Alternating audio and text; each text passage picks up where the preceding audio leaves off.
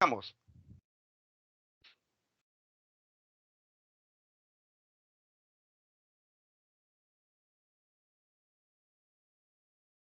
Bueno, el tema de hoy está relacionado con infección del tracto urinario y básicamente se va a abordar el tema de la colonización y multiplicación microbiana, ¿no? Lo más frecuente es la bacteriana a lo largo del tracto urinario, ¿no? Algunos términos que es importante que tomen en cuenta es, por ejemplo, hablar de pielonefritis, es una infección en riñón y pelvis renal, ¿no? Cistitis, infección a la vejiga, uretritis, eh, si afecta a la uretra, prostatitis, se localiza la infección en próstata, ¿no? Entonces, como ustedes podrán ver acá, es importante, en primer lugar, de qué se trata, ¿no? Cuando hablamos de infección tracto urinario y cómo se denomina cuando están afectando determinados órganos que conforman el tracto urinario, ¿no? Normalmente las vías urinarias son estériles, muy resistentes a la colonización bacteriana, ¿no? Pero cuando se producen infecciones, hay que tomar en cuenta que todos los grupos de edad son tributarios de este trastorno. Entonces, aquí, como ustedes podrán ver en el gráfico, en la foto, una muestra adecuada es aquella que es tomada a la mitad del chorro. Miren, a la mitad del chorro. O sea, una parte va a tener que ir al inodoro, ¿no? Como que va limpiando la uretra, ¿no? Y lo que queda el resto, que viene a ser la otra mitad, recién ingresa a un depósito que es estéril, ¿no?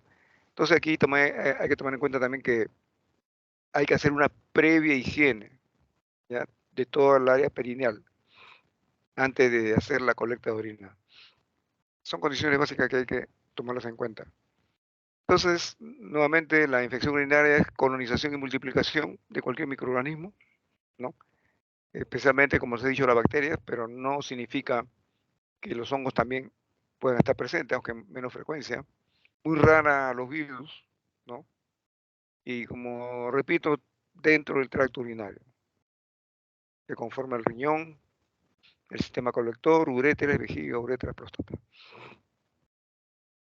Bien. Es la patología más frecuente, por si acaso, en la práctica médica. Después siguen las infecciones respiratorias. Eh, la alta prevalencia se da en el sexo femenino.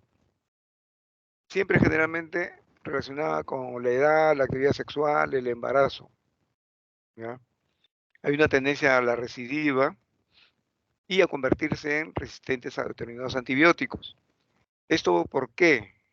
Es muy frecuente en nuestro medio la automedicación, ¿no?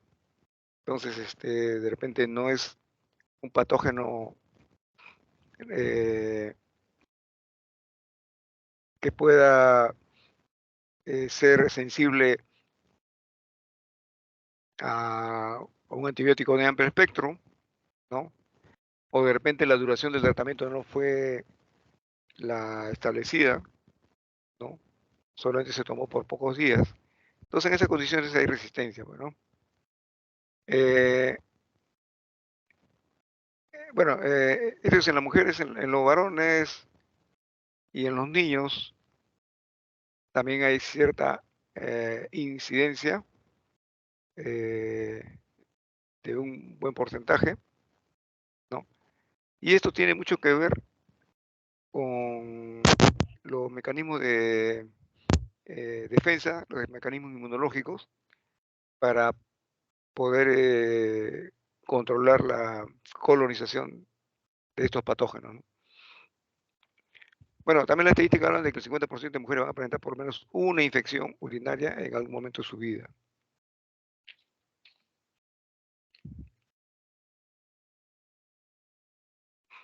Acá hay algunos factores predisponentes, ¿no? Por ejemplo, la constitución del uroepitelio, o sea, el epitelio que cubre el trayecto urinario.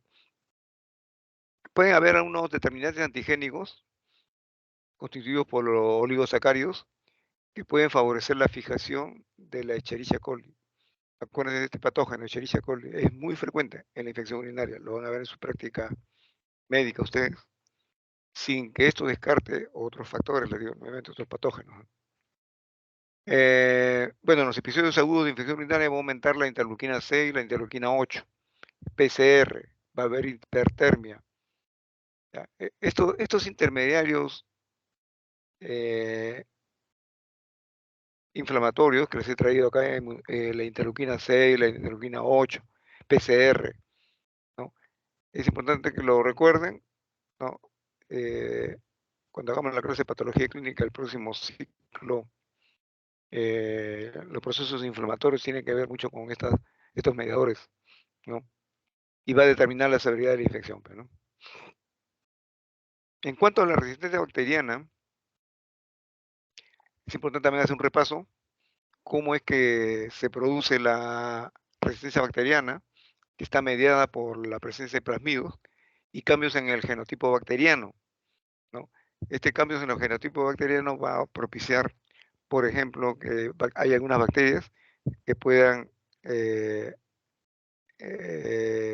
transformar su mecanismo de defensa, en la cual las paredes de su estructura tienen ahí unas especies de formaciones llamadas porinas, ¿no? Que son los que pueden regular la entrada o salida de cualquier material orgánico, ¿no? Eso gracias a la transformación que va a suceder en el genotipo bacteriano. La bacteria entonces se adapta por una serie de mecanismos. Una de ellas, repito, la conformación estructural de las porinas. La otra está relacionada, por ejemplo, con esos mecanismos de una bomba de expulsión, ¿no? Que puede eliminar el antibiótico que puede haber ingresado. Si es detectado como es dañino, inmediatamente sale expulsado por ese mecanismo de bomba, ¿no? Donde un flujo de líquido arrastra al antibiótico, ¿no?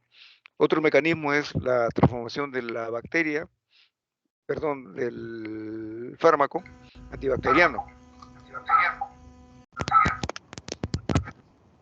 El fármaco antibacteriano se transforma gracias a que la bacteria tiene un mecanismo de hidrólisis, ¿no? del antibiótico, ¿no? En fin, hay una serie de mecanismos que es importante tomarlos en cuenta a propósito de cómo se genera la resistencia bacteriana, ¿no? Bueno, hay mujeres que no van a secretar el antígeno ABO en los fluidos, ¿ya? El antígeno ABO, los grupos sanguíneos no solamente se expresan, por si acaso, en la superficie del glóbulo rojo, también están en los fluidos. Si no son secretados por factores congénitos o genéticos, entonces las mujeres son más susceptibles a estas infecciones urinarias.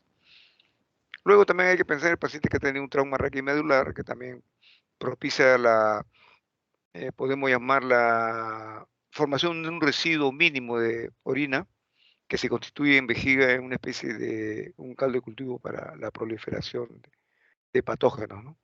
Entonces, cualquier trauma que impida un correcto vaciamiento de la vejiga, como en los traumas raquimedulares, entonces va a llevar a este concepto de predisposición a infección urinaria.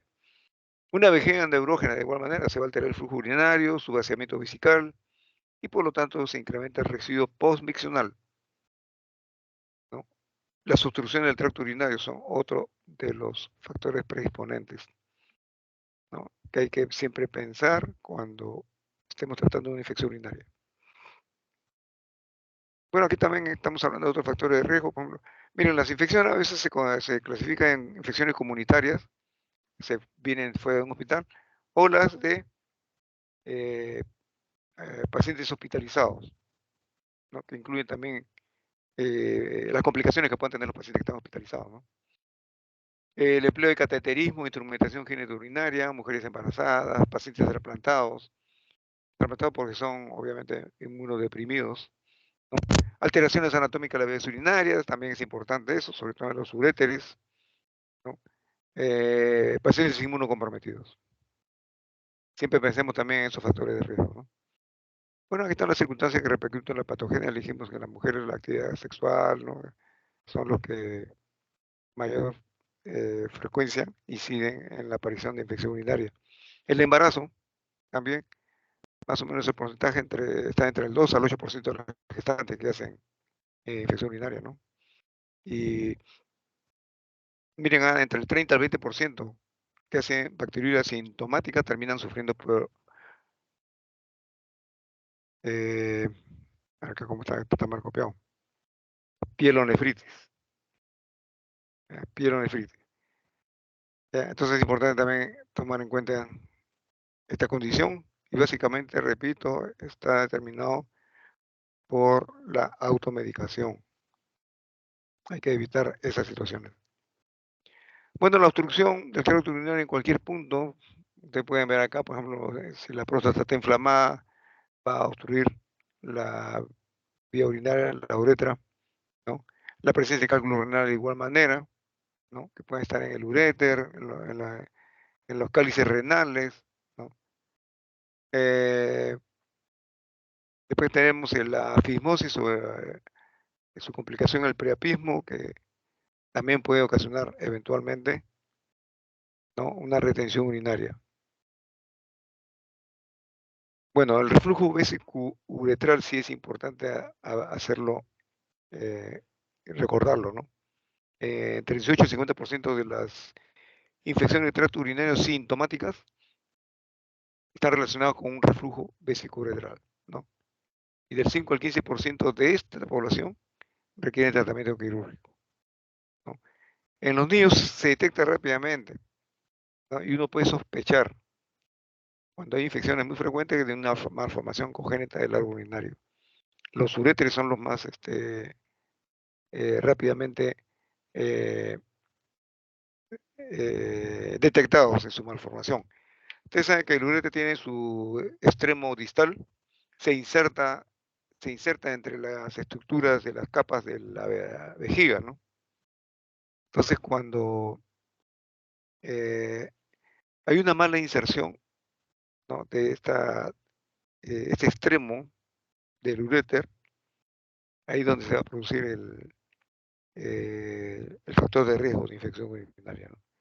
La difusión vesical neurógena está determinada, bueno, por diabetes mellitus. Ustedes saben que la diabetes mellitus termina siempre con una alteración ya a nivel de vaso de pequeño calibre, ¿no?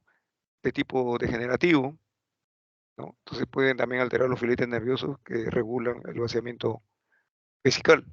Una lesión de médula espinal de igual manera, ¿no? Es otra forma también de alterar el control del flujo vesical, ¿no? El TAVES dorsal, bueno, ese es un secundarismo, ¿no? Que también puede influir en este mecanismo de control. La esclerosis múltiple, un proceso degenerativo, ¿no? Para que tenga un cuadro rápidamente explicable al momento de abordar la infección urinaria, recordar, hay dos grandes grupos siempre, ¿ya? ¿Se trata de una infección de tracto urinario complicada o se trata de una infección de tracto urinario no complicada? Si fuera no complicada, el riesgo mínimo que puede suceder es una pielonefritis, ¿no? Y el otro riesgo es que falle el tratamiento. Al paciente se le da su receta, etcétera, etcétera, pero no culmina el tratamiento. Apenas se siente bien, ya deja de tomar el antibiótico. Esos son los riesgos en una paciente con infección urinaria no complicada. Y siempre se va a tratar de una mujer joven, sana, no embarazada, cuyos síntomas tienen menos de 7 días, ¿no? El tracto urinario en pacientes complicados. Ya, aquí sí ya la cosa ya se va haciendo un poco más difícil y generalmente estos pacientes van a requerir hospitalización.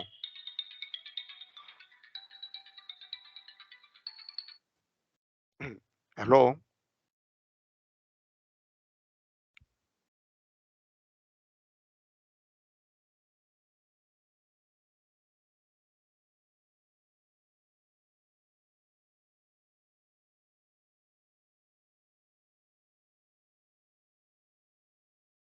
Bien, entonces, en la infección de tracto urinario complicada, hay que considerar también dos subgrupos acá.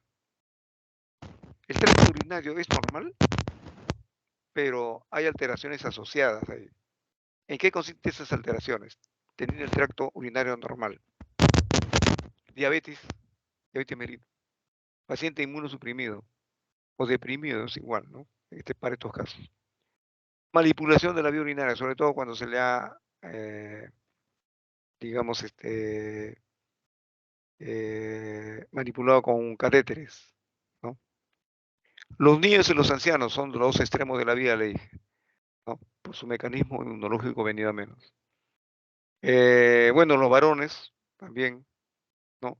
En este caso, los síntomas tiene el paciente, tiene más de 7 días, ¿no? Los pacientes hospitalizados también, si tienen estas complicaciones y están hospitalizados, pueden también presentar infección del tracto urinario, pero esto ya no es que lo obtuvo en la comunidad, sino en la hospitalización, ¿no? Bien, el otro subgrupo que le había mencionado ya sería los que tienen vía urinaria anormal. Los que lo mencioné anteriormente tienen la vía urinaria normal, pero tienen otras alteraciones asociadas, ¿no? Pero acá, en este caso, lo de vía urinaria anormal, ¿no? Y hacen infección del tracto urinario, estamos hablando de pacientes con obstrucción, reflujo vesicoureteral, ya les hablé. ¿Por qué sucede eso? Cuando hay una mala inserción del extremo distal de la uretra sobre las estructuras submucosas de la vejiga, ¿no? La vejiga neurógena, en la cual no hay una buena regulación. Hay una alteración ahí de tipo nervioso, periférico, ¿no? Que no permite un adecuado vaciamiento vesical. Presencia de cálculos, claro, hay fenómeno obstructivo ahí, ¿no? Y el embarazo. ¿Cuál es el riesgo en estos dos subgrupos de la infección del tracto urinario complicado?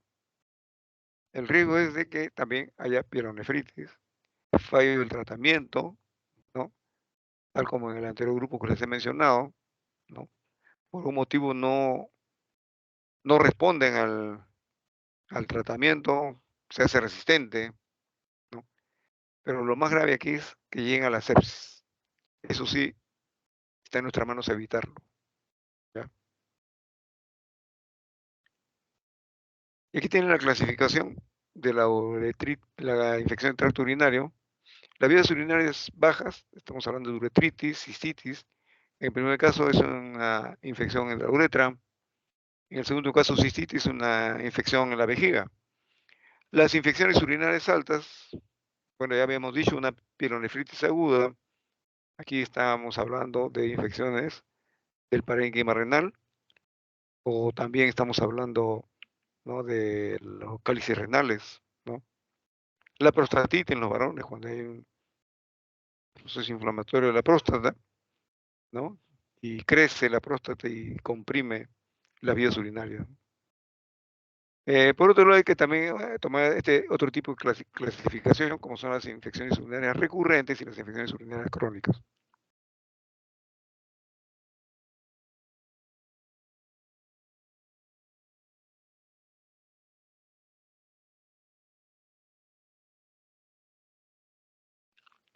Aquí algunos datos epidemiológicos, sobre todo según los grupos etarios. Observen ustedes cómo, eh, según el sexo menor de un año, ¿no? Eh, predominan los varones, pero después de ahí ya disminuyen y porcentualmente son las mujeres las que van eh, incrementando su frecuencia, ¿no? O sea, por ejemplo, ya desde la edad preescolar, ¿no? La incidencia está en la edad preescolar de 0.5% frente a la mujer que tiene 2%, ¿no? Miren en la adolescencia cómo se produce una disminución ya muy marcada, 0.05% versus 5% de las mujeres, ¿no? En el adulto sigue la misma tendencia, a predominar en mujeres, de 2% en los varones, 10% en las mujeres.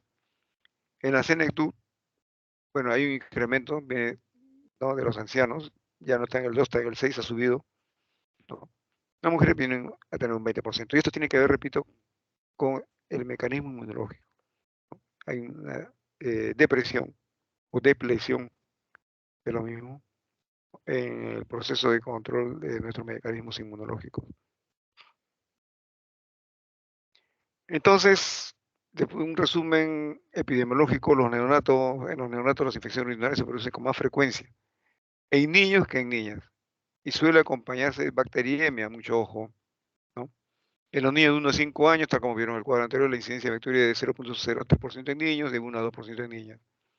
En niños menores de 10 años, 30-50% de infecciones urinarias se relaciona con reflujo vesicuretral. ¿Ya? En los niños. Mire, repito insistentemente cómo en los niños menores de 10 años se les puede detectar, sospechar siempre, un niño de 10 años que haga infección urinaria, ¿no? Hacer un estudio del reflujo vesicuretral, cómo está la estructura, dice, extremo terminal, en relación a su inserción a la vejiga, ¿no? Entre los 20 y 50 años, las infecciones urinarias son 50 veces más frecuentes en mujeres, ¿ya? Y la incidencia aumenta en los hombres y las mujeres que son mayores de 50 años, por el mecanismo que le dije. En cuanto a la etiología, acuérdense esta cifra, las bacterias, 95%, son monomicrobianas. O sea, si ustedes descubren una infección urinaria, recordar que el 95% son monomicrobianas. Si le dice que hay 2 colonias, 3 colonias, concéntrense en la que tiene mayor conteo de colonias, ¿ya? La que tiene menor conteo, 2000, 10.000, muy poco, ¿ya? Eh, Pensar siempre que es una contaminación. Los gérmenes más frecuentes son los gram negativos. Y entre ellos ya hemos dicho la Escherichia coli, ¿no? Del 80-95% en infecciones comunitarias y del 50 hasta el 85% en infecciones hospitalarias, ¿ya? Pero aparte de eso, en los hospitalarios, recordar que también se puede recolectar o recuperar Citrobacter, Serratias, Pseudomonas, Acinetobacter, ¿ya? Pero esos son, yo les digo nuevamente, si lo encuentran, en muy bajo porcentaje son contaminantes, ¿ya?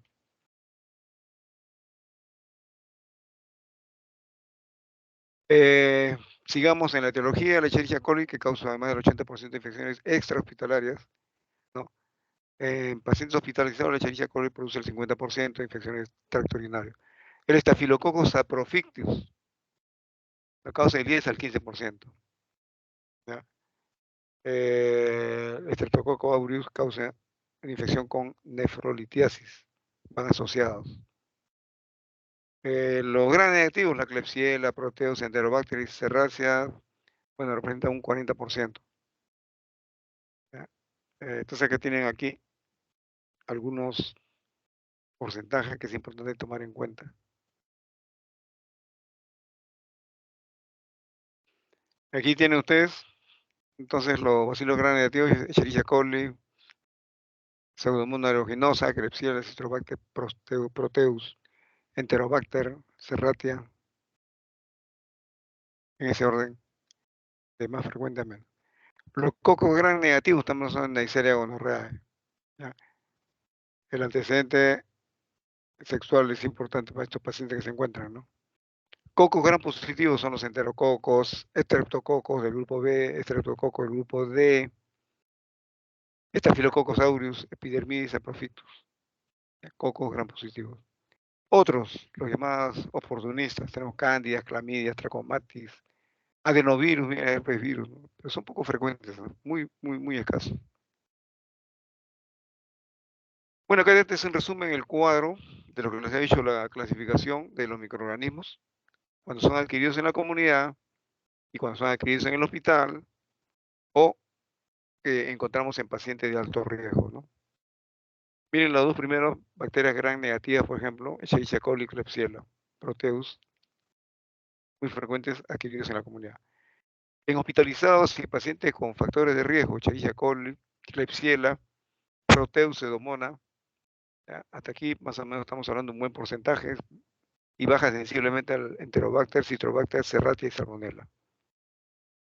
Entre las bacterias gram positivas tenemos el Staphylococcus saprophycus, ¿ya?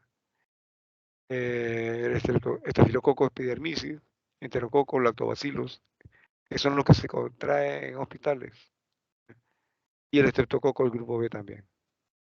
Después sigue de lejos ya otros patógenos, todos ellos relacionados con contaminación hospitalaria. Mycobacterium tuberculosis, ureoplasma, en cuanto a los hongos Candida albicans, Aspergillus fumigatus, Cryptococcus neoforma.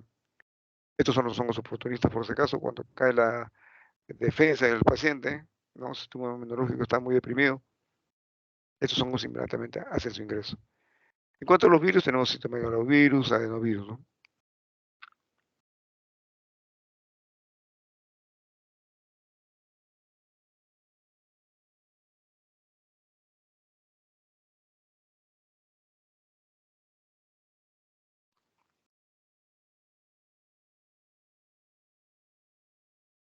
Miren, según la historia natural de la enfermedad, pueden ser infecciones primarias de causa desconocida siempre, ¿no? O dos infecciones recurrentes, ¿no? En las cuales puede haber una bacteria no resuelta, o persistencia bacteriana, o reinfección. En cuanto a las infecciones primarias, es un paciente, en primer lugar, no hospitalizado. No hay anormalidades estructurales o funcionales en las vías urinarias, ¿no? Las mujeres jóvenes y de edad mediana con frecuencia adquieren este tipo de infección, ¿no?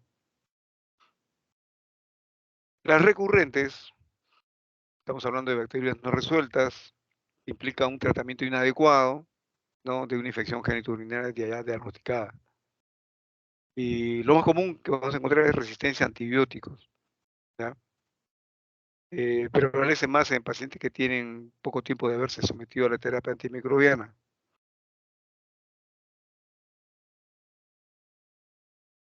Persistencia bacteriana. Bueno, eh, un organismo puede causar infección recurrente si no se trata con las concentraciones adecuadas de antibióticos, ¿ya? En este caso se considera que las bacterias son persistentes, ¿ya? Y la situación que hay que tomar en cuenta, ¿es una orina tomada en buenas condiciones? ¿Ha habido buena higiene del perineo, etcétera, etcétera, evitar la contaminación, ¿no?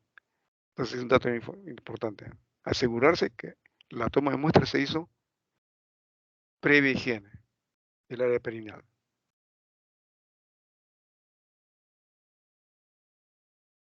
Bien, ¿cuáles son las anormalidades urológicas que se puede corregir y que van a causar persistencia bacteriana?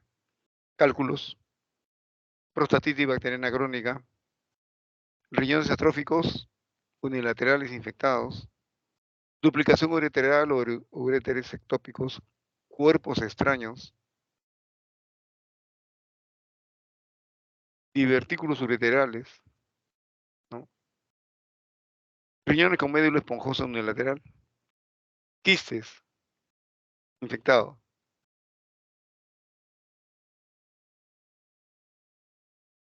Bueno, cuando hablamos de reinfección, ¿a qué nos referimos? Implica una nueva infección, ¿ya? Con nuevos patógenos también.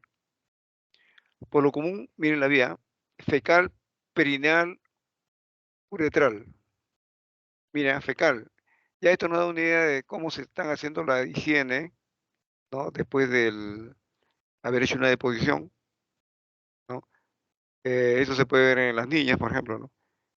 Que arrastran, después de haber hecho una limpieza, digamos, con el- los elementos para esta higiene, eh, de atrás hacia adelante. Pues eso, fecal, avanza por el área perineal y de ahí termina en la parte uretral. No es ureteral, es uretral, ¿ya? Entonces ahí es donde viene la contaminación, de atrás hacia adelante. Entonces lo que hay que recomendar en primer lugar, o preguntar primero cómo hacen su higiene post deposición. Si es esta vía, sospechar que ahí está el, la secuencia, ¿no? De una contaminación. Entonces hay que recomendar que sea siempre, ¿no? de atrás, ¿no? Y no toquen para nada la parte de adelante, ¿ya? Para evitar la contaminación. Los factores de susceptibilidad biológica tal vez desempeñan una función significativa en la predisposición de las reinfecciones. Ah, un momentito, voy a interrumpir porque me están llamando.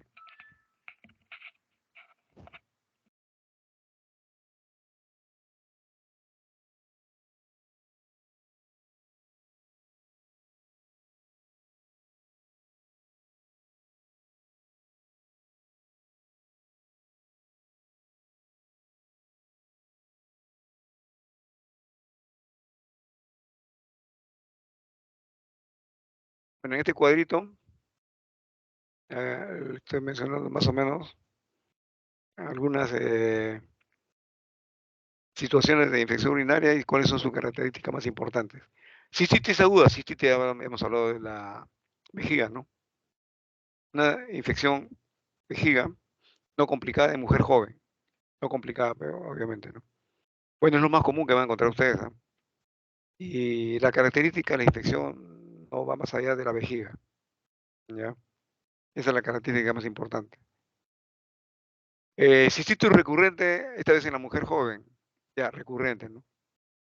Entonces, hay reaparición de infección urinaria y se produce una recaída a la cuarta semana, ¿ya? Generalmente la reinfección ocasionada por un germen diferente. Pielonefritis aguda no complicada, ya estamos hablando de la parte parenquimal, pero no complicada. Entonces hay infección seguido de una inflamación, o generalmente la infección es una inflamación producida por una bacteria, ¿no? Y puede eh, tomar el riñón y la pelvis renal, ¿no? Infección urinaria complicada en adultos, ya complicada en adultos. Aquí ocurren cuando hay alteraciones anatómicas o funcionales del tracto urinario, ¿ya? Infección urinaria en hombre joven, un varón joven. Bueno, se trata de un varón menos de 50 años y generalmente secundaria a anormalidades anatómicas o complicaciones, ¿ya? Bacteriuria asintomática, mire, bacteriuria asintomática. Encontramos bacterias, pero el paciente no se queja de nada en adultos. Es un urocultivo positivo mayor de 10 a la 5 unidades formadoras de colonia por mililitro de orina. También es muy frecuente, ¿eh? Infección asociada al uso de catéteres.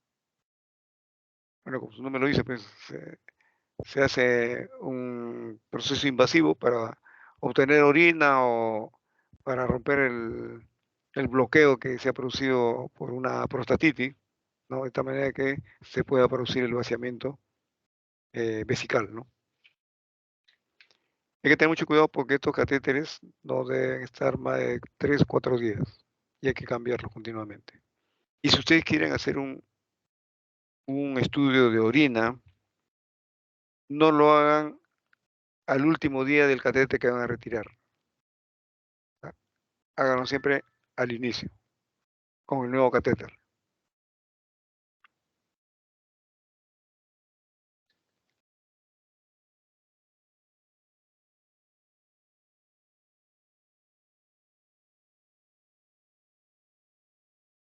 Bueno, las manifestaciones clínicas, observen ustedes cómo en el recién nacido en lactantes, en recién nacido mucho cuidado con la sepsis.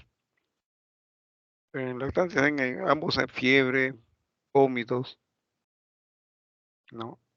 Diarrea. La diferencia está en que en el recién nacido puede haber hipotermia, cianosis, ¿no? Hay pérdida de peso porque lógicamente hay rechazo al tomar alimentos y disminuye su peso, ¿no? Ictericia, esto ya es un signo de alarma. Puede llegar a las convulsiones, letargia y en acidosis, ¿ya? Acidosis metabólica. En los lactantes, bueno, todavía ellos sí pueden defenderse mucho mejor, ¿no? Pero sin embargo, hay que estar alertas porque también rápidamente van a la deshidratación, ¿ya? Bueno, en los preescolares ya ellos pueden resistir mucho mejor estos problemas Sin embargo, la queja siempre va a ser fiebre, escalofríos, unas orinas fétidas, ¿no? Disuria, dolor al orinar, poliaquiuria con mucha frecuencia pero poco, ¿no? Urgencia miccional o incontinencia urinaria. En los escolares que vamos a encontrar fiebre, manifestaciones uretrovesicales, ureterovesicales, ¿ya? O sea, el uréter, una malformación de los uréteres al momento que se insertan en la vejiga. Es una alteración anatómica. ¿Y por qué se caracteriza el dolor en los flancos o en el suprapúbico? Y en adolescentes y adultos, ¿cómo va la cosa? Infección urinaria baja, poliaquiuria, disuria, ardor al miccionar, dolor suprapúbico. Las orinas a veces son turbias o hematúricas, ¿no? Pueden derivar en pielonefritis. En este caso ya hay fiebre, dolor lumbar. Y en los flancos hay sinología lumbar positiva al examen físico, ¿no? A la puño-percusión. Bueno, criterios para hospitalizar a un paciente pediátrico. Bueno, primero que sea menor de 3 meses, ¿ya? Y si tiene fiebre, ya, paciente menor de 2 años, en donde hay afectación del estado general, ¿no? Aletargado, ¿no? O muy quejumbroso. Cuando sospechamos de pielonefritis aguda o una sepsis con un foco de partida en cualquier tramo de la vía urinaria. Pacientes deshidratados, también candidato a hospitalización, ¿eh? Lo hidratamos bien y evolucionamos al paciente. Rechazo o intolerancia a la vía oral. Ya, eso sí también es una mala señal, ¿eh? Sobre todo en pacientes pediátricos, ¿eh? Inmunosupresión, ni hablar. Paciente inmunosuprimido es probable que esté haciendo una sepsis. Y aquí hay que evitar llegar a la sepsis. La clínica uretrovesical importante. No es uretro, es ureterovesical. Clínica. ¿Ya? Y dos, cuando no esté muy seguro que lo vayan a manejar ambulatoriamente en su domicilio al paciente. Si no hay garantía, mejor hay que hospitalizarlo.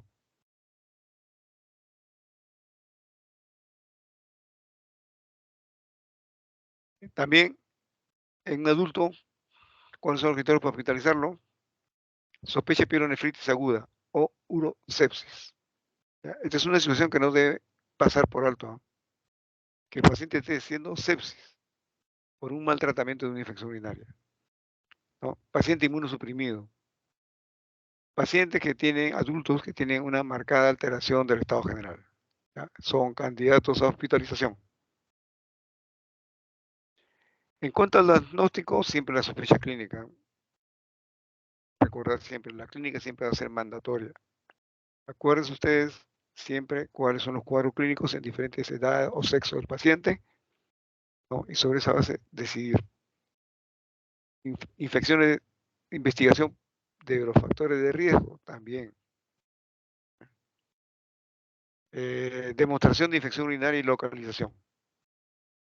¿Dónde está localizada esa infección urinaria?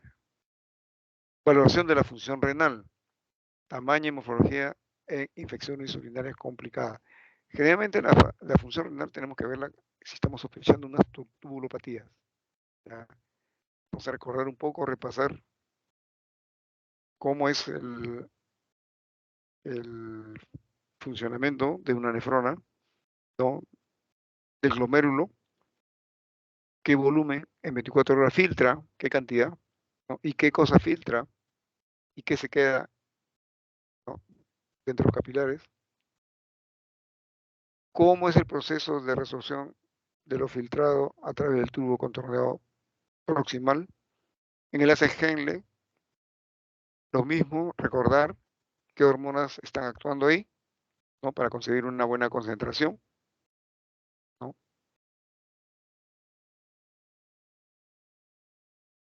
Demostración de infección urinaria y localización. Valoración de la función renal, tamaño y morfología de las infecciones urinarias complicadas.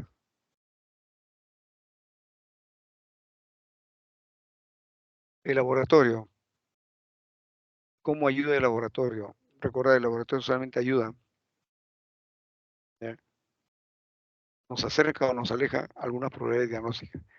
A nosotros nos corresponde hacer la parte clínica. Historia clínica, examen físico, son las principales herramientas que tenemos a la mano para llegar a un diagnóstico. Después de hacer un análisis de orina, de repente encontramos leucocituria, o sea, más de 5 leucocitos por campo, piuria y bacteriuria de 1 a 10 bacterias por campo, en un aumento de 40x, ¿no? Y en caso de infección urinaria alta, también podemos observar cilindros leucocitarios. Entonces, elección número 1, podemos tener leucocituria, piuria, pero si no hay cilindros, no podemos pensar que hay infección urinaria alta. Pero si la encontramos, ahora sí, pensar en infección urinaria alta. Bueno, este es un urinanálisis normal, ¿no? Ya ustedes conocen como es la orina, un color transparente, olor inodoro, aspecto. Bueno, no tiene un aspecto, digamos, característico, siempre es casi color amarillento, pero siempre cristalino, ¿no? Las características químicas, un pH normal que va alrededor de 5, ¿no? Hemoglobina, no debe haber. Proteinurias, proteína también es igual importante medirlo, la glucosa, ¿no? Cuerpos cetónicos, nitritos, eso también es importante valorarlo. El sedimento urinario, por ejemplo, ¿no? Lo normal del leucocito que nosotros podemos encontrar hasta 10 por campo, ¿no? Y eritrocitos hasta 3 por campo. Bacterias normal hasta 5 por campo.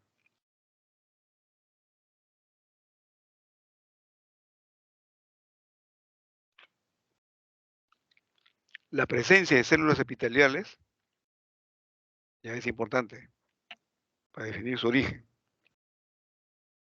Células epiteliales planas, nos están hablando de repente de desprendimientos de vejiga. Piocito ya definitivamente es una infección, pero, ¿no? Ahí están adheridos, ¿no? Los patógenos junto con los leucocitos que también están muertos. Células renales hay que saber identificar, pero, ¿no? Si son de forma de tubos, pequeños tubos, hay que pensar pues en tubo contornado distal, tubos colectores, ¿no? De ahí pueden provenir. No pensar que por la vejiga puede llegar cilindro, no es así. Ellos vienen de más arriba. Cilindros hemáticos cuando hay sangrado. Cilindros serios. Mira, el cilindro serio no es sino el cilindro hialino, pero que en esta parte ya ha tenido ya una estructura mucho más sofisticada, ¿no? Y sobre todo de repente proteínas de alto peso molecular, cosa que no sucede con los cilindros hialinos que son de bajo peso molecular. Bueno, cilindros grasos, bueno, también nos hablan de vías urinarias altas. Los cilindros leucocitarios nos hablan de una pielonefritis, por si acaso.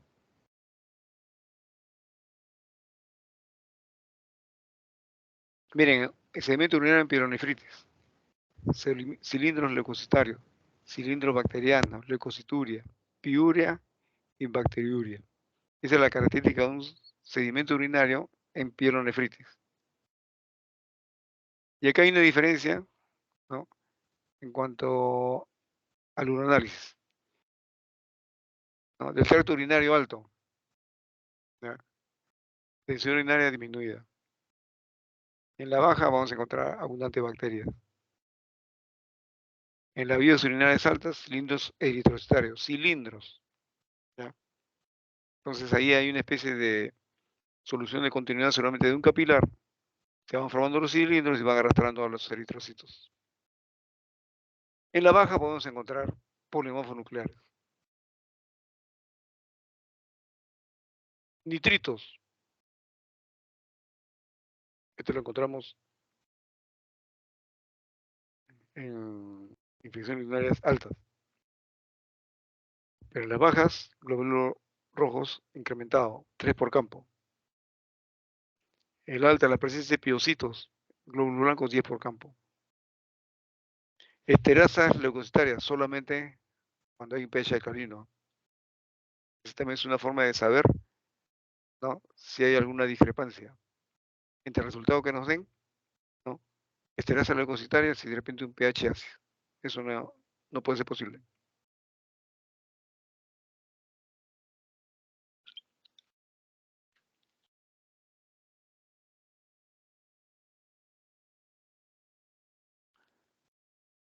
Bueno,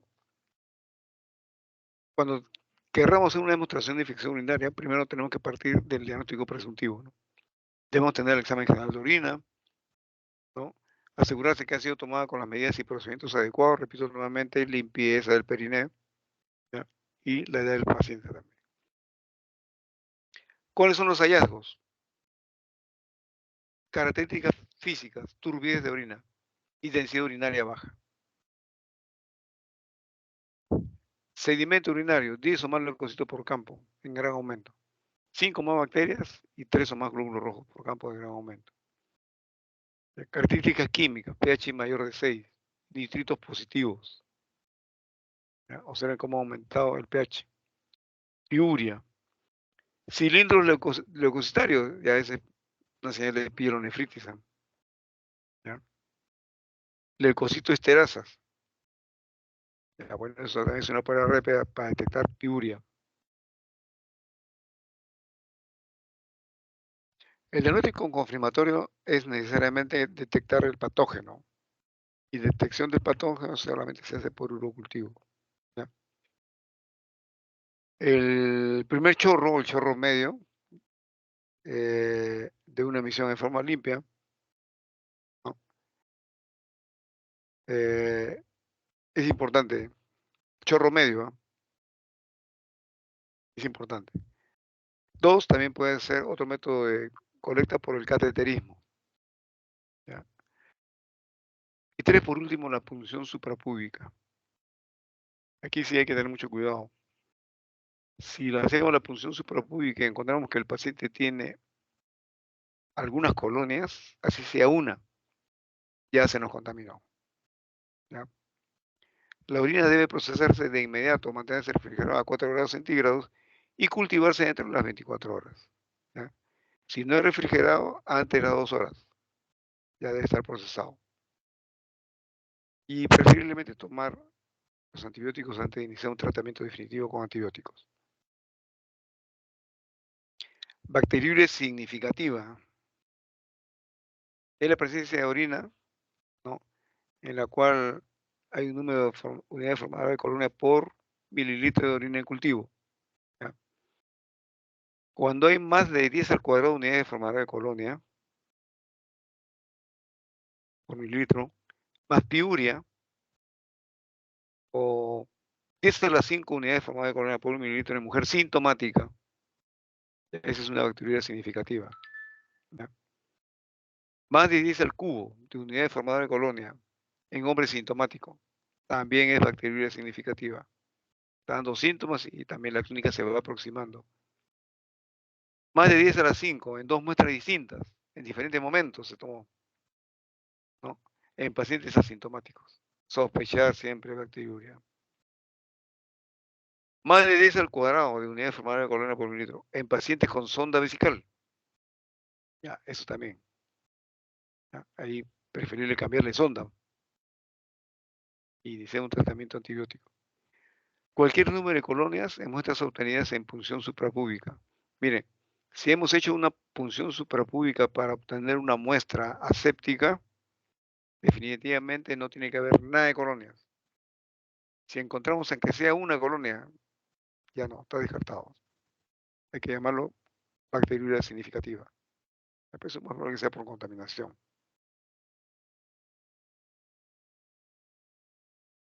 Bueno, acá hay una interpretación del urocultivo, observen, punción suprapúbica, cualquier crecimiento de bacilo gram negativo, el diagnóstico es positivo. ¿Ya? Así encuentre 1000, así encuentre 100, diagnóstico positivo. Se contaminó la punción suprapúbica. ¿Ya? A ver, esta parte, a ver, cultivo vesical, más de 50.000, el diagnóstico positivo. 10.000 a 50.000, infección probable, ¿ya? Según patógeno y el cuadro clínico también. Menos de 10.000, ya la infección es poco probable también. ¿Ya? Bueno, si la muestra la hemos tenido a mitad de la micción, ya el paciente se asió, le dimos el frasquito, encontramos más de 100.000 recuentos por el mililitro, la infección es probable. De 100.000 a 10.000, dudoso. Menos de 10.000, infección muy poco probable. Bien, el estudio laboratorio que nos interesa, recuento el leucocitario y la fórmula, ¿ya? O sea, que predomina. Velocidad de segmentación globular nos indica ya que hay un proceso inflamatorio activo, ¿no? La proteína C reactiva es mucho mejor todavía. Hemocultivo, ¿ya? Y valorar siempre la función renal, urea, creatinina, calcio, fósforo, ácido úrico, electrolitos séricos, pH y gases. Todo esto tiene que ver, ¿ya? Los dos primeros con la resorción. Pero calcio, fósforo, ácido úrico, ya estamos hablando ya de la función del asa de Henle. Electrolitos séricos, pH, gases. Test de reducción del nitrato. Bueno, ¿qué sucede? Hay una reducción de lo que se produce en nitratos a nitritos. ¿Qué enzima se utiliza? La ureasa, ¿ya? ¿Qué se recomienda? La primera muestra de orina en la mañana, es la más sensible. Entonces va a detectar infecciones causadas por enterobacterias, ¿no? Y ojo, puede haber falsos negativos, ¿no? Por ejemplo, el paciente tiene una dieta baja en nitritos o el uso de diuréticos. Test de esterasa leucocitaria, que va a valorar la presencia de enterobacterias más de 10 a la 5 mililitros de orina. Tiene un valor predictivo negativo del 97%, ¿ya? Entonces la especificidad, por ejemplo, está en el 67% y la sensibilidad en el 87%. Leucocituria, siempre vamos a encontrar en una infección urinaria leucocituria, pero ojo, también puede aparecerse en la nefritis tubulointersticial, en la glomerulonefritis. Bueno, hay otras pruebas más sofisticadas como la alfa-1 microglobulinas, ¿no? En la cual se incrementa cuando hay daño del túbulo renal por reflujo vesicouretral, ureteral, perdón, ¿no? Medición de la actividad de la deshidrogenasa láctica urinaria y la beta-glucuronidasa. Se encuentran incrementadas hasta 6 veces, ¿no?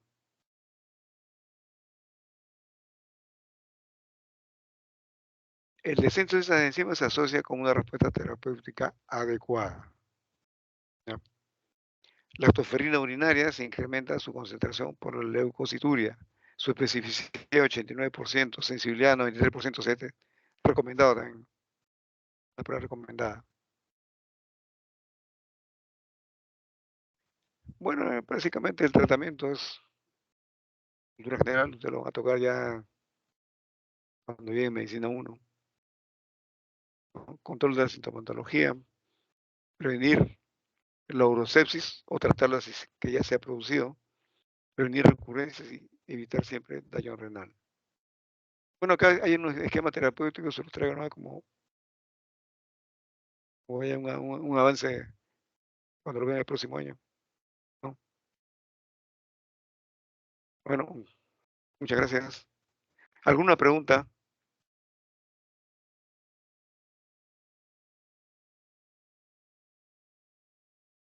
Creo que no hay pregunta, doctor. Quedó todo claro. Ya. Les voy a colgar ya entonces esta diapositiva en el mismo enlace. Sí, doctor, por favor. Muchas gracias. Ya, entonces quedamos los seminarios, ¿cuándo? El seminario me indicó que sería el 10, doctor. Ya. De ahí El vamos a fijar horario una fecha, sí. así es. Si les digo ahí el viernes, también puede ser 5 de la tarde. Ya, el 10 a las 5 y el viernes me dijo el caso clínico. No, el seminario va a ser el viernes, ¿no? Ah, el viernes se va a hacer el seminario. Ya, Sí, pero el ya, caso doctor. clínico de repente puede ser el lunes. Ya con Lunes. eso, ¿No puede sí, ser antes, doctor? un sábado. Ya, sábado sería. ¿A qué hora sería el sábado, doctor? A ver, ustedes dirán, pues no sé, a 6 de la tarde. Ya, doctor. Coordino con mis compañeros y le mantengo en contacto. Le Ya, comunico. ok, Ya, ya. ya, doctor. Mire, en los casos clínicos les voy a presentar casos bien breves. Yo voy a hacer algunas preguntas, pero oriéntense bien en función a lo que hemos hecho en la teoría, ¿ya? A lo que ustedes están repasando en seminarios.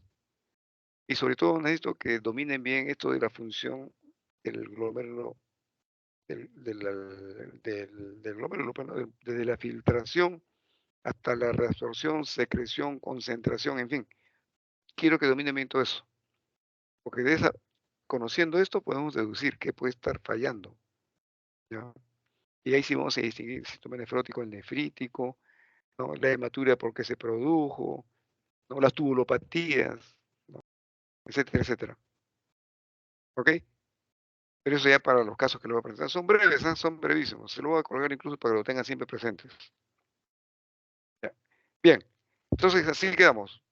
Buenas tardes con todos. Está bien, doctor. Muchas gracias. Gracias, doctor.